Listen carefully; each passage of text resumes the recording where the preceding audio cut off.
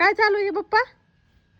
हळदी कुंकाचा कार्यक्रम दाजीला त्यांच्या मालकीने तुला लावले म्हणल्यानंतर ते मला लावायला येईल ना. होय. हळदी कुंकाचा तुम्हाला पुण्याला नाही का लावायचा आता हा म्हणून वाट लावायचा लावतो तुम्हाला. बाप्पा ते राहिले ना ते महाराज आहे तर काय लावलं हळदी कुंकाचा कार्यक्रम चालू आहे इथे. थांब की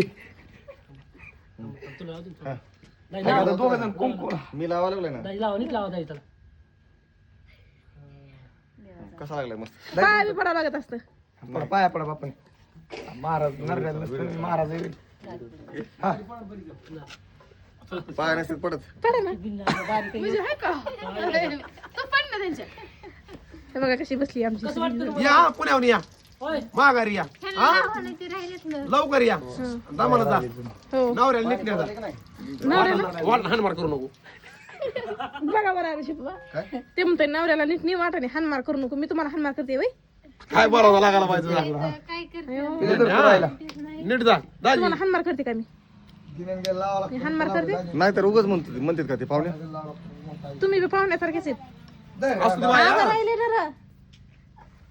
आबाला आबाची चेष्टा कशी करीन तेव्हा तुमची चेष्टा नाही करीत तेव्हा. कार्यक्रम आता संपन्न झाला आहे. आणि तरी ह्याला आमचे पुण्याला लोखंडे साहेब चाललेत पुण्याला हळदी कुंकू त्यांना लावलं आहे.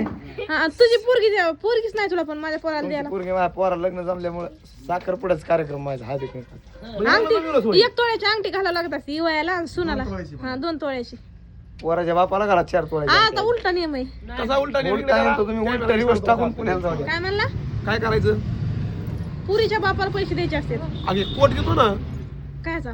कोट मग घ्या किती अंगठे घ्यायचे होय मग हा जमतंय मग. पप्पा त्या बाजारातून आणलेल्या त्या दिवशी त्या जत्रातून आणलेल्या अंगठ्या अंडर मधल्या 2-4 घाल पाहुण्याला नाराज होऊन पाहुणं बस का आता बस 10 बोट आहेत मला. अहो 10 अंगठ्या आणल्यात मी तुमच्यासाठी अजून 2 घेऊ बाजारात 200 रुपये 200ची घालतो 200ची 10ची काय नाही आपल्याला घालायची बस दाजीला 200ची आमच्या पुरीचं लगीन करायचंय चांगला स्थळ बघायला बाय करायचंय का नाही तुला का वळ म्हणून सांभाळायचंय काय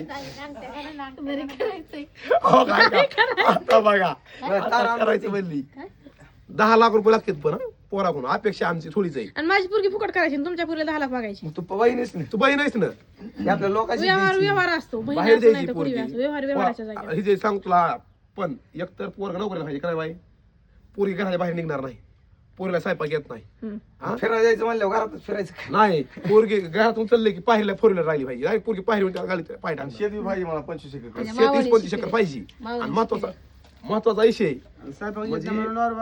पोरगी हाय पोरगी त्या नवऱ्या कोण किती लाख घेतली आपलं 10 का 12 10 नाही 12 लाख मामाला देणार 12 लाख घेऊन ती मला घेऊन देणार का नाही विषय संपला हा असा विषय आहे. आणि पोरग चांगला पाहिजे दिसायला पाहिजे हाय का? का पोरगा एखादं मग आता? हा हाय पोरगा बघावं लागेल आता. हाय ना? त्यांच्या अटी ज्याला मान्य होते तसं बघावं लागेल. नाही